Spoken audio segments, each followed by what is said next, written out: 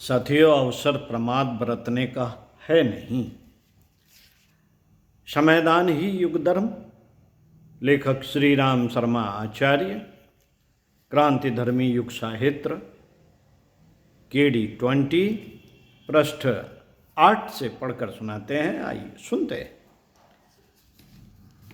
मनुष्य शरीर की संरचना अन्य प्राणियों की तुलना में इतनी अधिक समुन्नत है कि उसे निर्वाहजन्य कोई असुविधा सहन करनी पड़े, इसका कोई कारण ही दृष्टिगोचर नहीं होना चाहिए। जब सभी जीव जंतु क्रीड़ा कल्लोल करते हुए जीते हैं, खुदकते फुदकते चहचहाते दिन गुजारते हैं, तो फिर विकसित मनुष्य को ही ऐसी कठिनाइयों से घिरा क्यों पाया जाना चाहिए, जिनसे कि वह इन दिनों बुरी तरह ग्रसित देखा जाता है। रोग, शोक, अभाव, क्लेश, विद्वेष, अशांति के अनेक कारण गर्दन दबोचे रहते हैं। चिंताओं आशंकाओं से दिल धड़कता रहता है। हर कोई अपने अपने ढंग की अनेकानेक समस्याएं गिनाता है और आपत्तिग्रस्तों की तरह अपने को दयनीय परिस्थितियों में फंसा पाता है। इसे आश्चर्य ही कहना चाहिए कि सृष्टि के समस्त प्राणियों की तुलना में हर दृष्टि से सुसंपन्न प्राणी इस तरह दिन गुजारे मानो विपन्नताओं ने सभी ओर से घेर रखा हो। तनिक गंभीरता से विचार करने पर कारण स्पष्ट हो जाता है। वासना, तृष्णा और अहिंसा के निबिड़ भव बंधनों ने उसे ऐसी बुरी तरह जकड़ रखा है कि 24 घंटे उन्हें उलझनों द्वारा कसे गए जाल जंजाल बेतरह त्रास देते रहते हैं। लोभ, मोह और अहंकार की पूर्ति के लिए मनुष्य इतना आकुल व्याकुल बना रहता है कि और अधिक चाहिए के अतिरिक्त न तो कुछ सोचते बनता है और न ऐसा कुछ समाधान ढूंढने के लिए उत्साह उमंगता है कि मकड़ी की तरह अपने बुने हुए जाल को समेटने और जकड़न से भाग पाने का मार्ग खोजा जा सके। स्वाभाविक आवश्यकताएं स्वल्प हैं, उन्हें कुछ ही घंटे में अपने बलबूते पर पूरा किया जा सकता है। किसी से मांगने की तो आवश्यकता ही नहीं पड़नी चाहिए। अपना उत्पादन ही इतना अधिक है कि उसे यदि उर्वर भूमि में बोया जा सके तो 1 से 1000, 1000 से लाख का सिलसिला अनवरत रूप से चलता है और प्रसन्नता से लेकर प्रफुल्लता तक का आनंद हर घड़ी अनुभव किया जा सकता है। जीवधारी का सबसे बड़ा दुर्भाग्य यह है कि उसे उल्टी बुद्धि से पाला पड़ता है। फलतः जिस डाल पर बैठता है उसी को काटता है। पतंगे को न जाने क्या लगता है कि जलते दीपक पर झपटता है और उससे कुछ पाना तो दूर अपने पंख जलाकर विलखता कलपता हुआ मरता है। चिड़ियों और मछलियों को बिना परिश्रम का चारा सुहाता है, पर यह नहीं दिखता कि इसके साथ कितना प्राण घातक जाल बना है। बालू को जलाशय समझने वाला हिरन मृग तृष्णा में भटकता प्यास प्यास करता मरता है और नाहक बदनाम होता है। कस्तूरी के हिरण पर न जाने क्या ऊत चढ़ती है कि नाभि से निकलने वाली गंध को कहीं अन्यत्र खोजता और थक थक कर दम तोड़ता है। कुत्ता सूखे अड्डे चबाकर मुंह से निकलने वाले रक्त को उसका रक्त समझकर अपने खून का प्यासा आप बनता है। मनुष्य से यह आशा की जाती है कि वह बुद्धिवादी कहे जाने के कारण अधिक समझदारी का परिचय देता भी है, किंतु जहां तक लालच बटोरने का प्रश्न है, वह उस पागल जैसा आचरण करता है कि कूड़े में से निरर्थक चीजें बीन कर झोली भरता है और फिर उसमें आग लगाकर लपटें उठाने की सफलता पर अट्टहास करता है। अंधी भेड़ें एक के पीछे एक चलती और एक ही खड्ड में गिरकर मरती हैं। टिड्डियों का समुदाय तो बड़ा होता है, पर जब वह उड़ने योग्य होता है तो किसी भी दिशा में दौड़ पड़ता है। फलतः वे सभी किसी रेगिस्तान में झुलसती या समुद्र जैसे जलाशय में डूबकर मरती हैं। ऐसा ही कुछ मनुष्य भी करने लगे तो हैरत होती है कि बाहरी दुनिया में चकित कर देने वाली करामातें दिखाने वाला मनुष्य अपनी बारी आने पर क्यों इतना मूर्ख बनता है कि खुशी से आत्मघात करने के लिए साज संजोए और रोकने समझाने वाले से ताल ठोक कर लड़ने लगता है। चतुरता और बुद्धिमत्ता को दो भागों में विभाजित किया जा सकता है। एक वह है कि जो दुनिया के अन्यान्य क्रियाकलापों में किसी भी प्रकार सफलता प्राप्त कर दिखाती है। इसके ऊपर नीत अनीत का दबाव प्रायः नहीं के बराबर होता है। जिस प्रकार भी अपना उल्लू सीधा होता है उसी को बहिरंग पक्ष ग्राह्य मानता है और बिना किसी हिचक के कर दिखाने के लिए जमीन आसमान के उलाबे मिलाता है। मनुष्य का अंतरंग पक्ष वह है जिसमें मर्यादा को प्रमुखता मिलती है। समझदारी, ईमानदारी, जिम्मेदारी, बहादुरी की कसौटी पर कसने के उपरांत ही कोई निर्णय किया तथा कदम उठाया जा सकता है। इसमें अपनी तरह दूसरों के हितों का भी ध्यान रखा जाता है। इस संदर्भ में आत्मा का परमात्मा का अभिमत भी सुना जाता है। इन दिनों बहिरंग पक्ष को ही प्रमुखता मिल रही है। यदि गौर वर्ण, युवा वय और साज सज्जा आकर्षक हो, यह देखने की आवश्यकता नहीं समझी जाती कि पर्दे के पीछे एड्स, सिफिलिस, टीबी, कैंसर जैसे रोगों के विषाणु संपर्क में आने वाले पर छूत का आक्रमण करने को तैयार तो नहीं बैठे हैं। प्रश्न: चालक और उद्दंड व्यक्ति हर कहीं रौब गांठते और किसी को भी डराने दबाने में सफल होते हैं।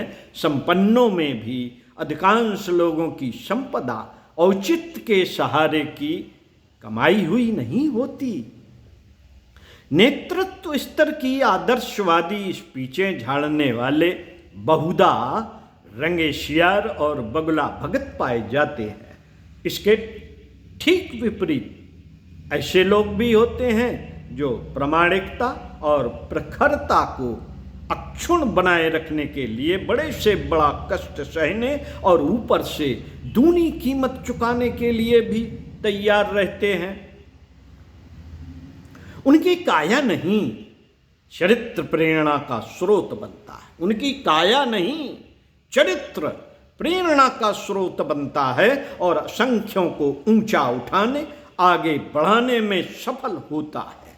इसलिए महामानवों को ऐसे ही लोग गढ़ते और मानवीय उत्कृष्ट आदर्शवादता की रक्षा करते हैं।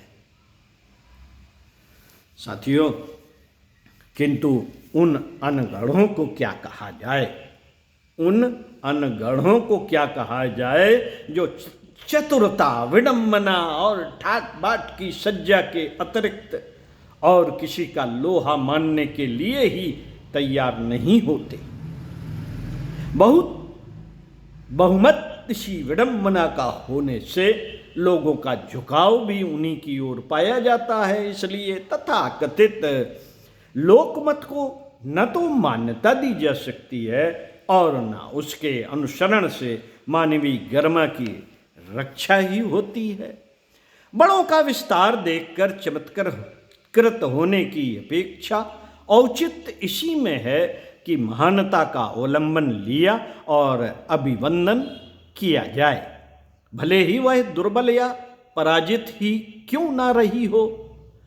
यहाँ चर्चा बड़ों की नहीं की जा रही, क्योंकि वे पानी के बबूले की तरह उबलते और तनिक सी उछल कूद दिखाकर अदृश्य के गर्त में समा जाते हैं। यहाँ विवेचन उनका हो रहा है जिन्हें किसी भूखंड या समुद्र में दीप्तमान प्रकाश स्तंभ कहते हैं। शेषनाग फन पर धरती को धारण किए है या नहीं? शेषनाग फन पर धरती को धारण किए है या नहीं, इसमें मतभेद हो सकता है, पर यह बात निर्विवाद है कि मनुष्यता की गरिमा और महिमा मात्र उन आदर्शवादियों के कंधे पर टिकी हुई हैं जिनसे चिरस्थायी शांति और प्रगति की आशा की जा सकती है। विचारशील और विवेकवान इन्हीं को कहा जा सकता है।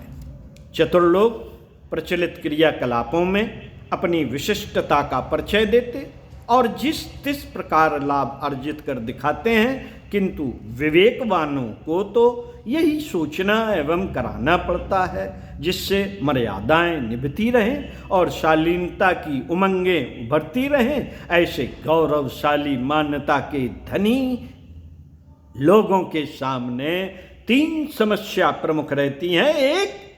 एक यह है कि अन्य प्राणियों के लिए सर्वथा दुर्लभ इतना कलात्मक जीवन सृष्टा ने किस प्रयोजन के लिए प्रदान किया तथा उस विशिष्ट अनुदान का अधिकारी समझा। प्रश्न दूसरा यह कि जो आवश्यक साधन एवं वैभव प्राप्त है उसका आज की परिस्थितियों में सर्वश्रेष्ठ उपयोग क्या हो सकता है। प्रश्न तीसरा यह कि जन्म की तरह मरण निश्चित है, वह कल भी हो सकता है और परसों भी, तब जिस दरबार में हाजिर होना होगा वहां किस प्रकार किस रूप में अपनी जीवनचर्या का निर्धारण प्रस्तुत करना पड़ेगा। प्रश्न इन तीनों प्रश्नों की सही उत्तर देने के लिए जो व्यक्ति परीक्षार्थी जैसी तैयारी करता है, जो सही उत्तर देकर ससम्मान उत्तीर्ण होता है, समझा जाना चाहिए कि उसने मनुष्य जीवन के महत्व समझा और तदनुरूप व्यवहार करके उपलब्धियों को सार्थक कर दिखाया। ऐसे लोग संख्या में भले ही थोड़े हों, पर प्रतिभा, प्रखरता और प्रामाणिकता से संपन्न उन्हीं को कहा जाएगा।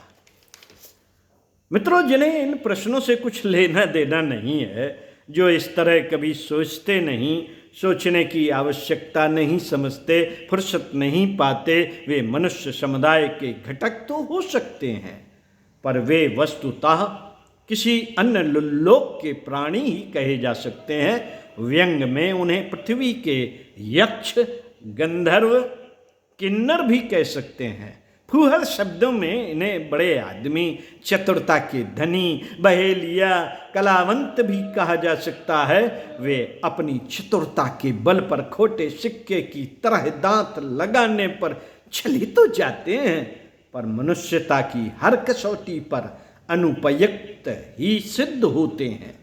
खरे सोने वे हैं जो कसौटियों पर कई जाने और आदर्शों की आग में तपने पर भी अपनी गर्मा अक्षुण बनाए रहते हैं। वही तो पवन की तरह प्राण बांटते हैं, बादलों की तरह बरसते और सूर्य की तरह स्वयं प्रकाशवान गतिशील रहकर हर कहीं आभा और उष्मा बिखेरते हैं। इन्हीं के लिए उन 3 प्रश्नों का उत्तर सही रूप से दे सकना संभव होता है। संभव होता है कि जीवन किस लिए मिला है, उसके साथ किन कर्तव्य उत्तरदायित्वों का अनुबंध जुड़ा, और सृष्टा के दरबार में पहुंचने पर गर्दन ऊंची उठाकर अपने क्रियाकलापों का संतोषजनक विवरण प्रस्तुत करते बन पड़ा।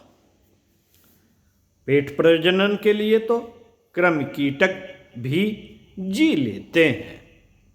दोनों प्रयोजनों को वे अधिक निश्चिंतता पूर्वक पूरा करा लेते हैं। फिर मनुष्य जीवन जैसी सुर दुर्लभ सृष्टा की अनुपम कलाकृति का भी निष्कर्ष इतना ही निकला, तो समझना चाहिए कि दुर्भाग्य की चरम सीमा हो चली। मनुष्य का अगला स्तर देवता है। उसकी प्रगति के लिए उपयुक्त पद यही है। इसके विपरीत 84 लाख के कुचक्र में भ्रमण करना और नार की दुर्गति में पिटते पिसते रह जाना ही शेष रह जाता है। अच्छा हो उल्टा चलने और औंधे मुंह गिरने की नीति ही अपनाई जाए।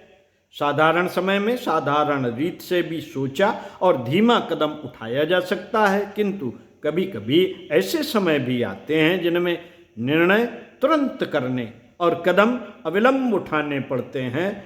पड़ोस में अग्निकांड भड़क रहा हो और उसकी चिंगारियां अपने छप्पर तक पहुंच रही हो तो ऊँघते नहीं रहा जा सकता। गाड़ी प्लेटफार्म पर खड़ी हो, गार्ड की सीटी बजने वाली हो और चढ़कर अपनी जगह पकड़ने में फुर्ती ही दिखानी पड़ती है। परीक्षा की अवधि में पूरी एकाग्रता से पर्चे हल करने पड़ते हैं। उन क्षणों में कुकल्पनाओं में निरत रहना भारी घाटे का सौदा होता है। अन्यथा रक्त स्त्राव न रुकने पर प्राण संकट का खतरा स्पष्ट है। इन दिनों ऐसा समय है जिसमें एक पैर उत्थान की ओर दूसरा पतन की नाव पर रखा है। दोनों में से एक का चयन करने में विलंब नहीं किया जा सकता, अन्यथा विपरीत दिशा में जाने वाली नौकाएं ना समझ वाले मुसाफिरों का कबाड़ा ही बनाकर रख देंगी। गया समय फिर वापस लौटता कहाँ है।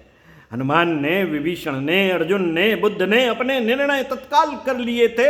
यदि वे बात को फिर कभी के लिए टालते रहते तो उस योग से वंचित ही रह जाते जो उन्हें समय को पहचान लेने के कारण सरलता पूर्वक उपलब्ध हो सका।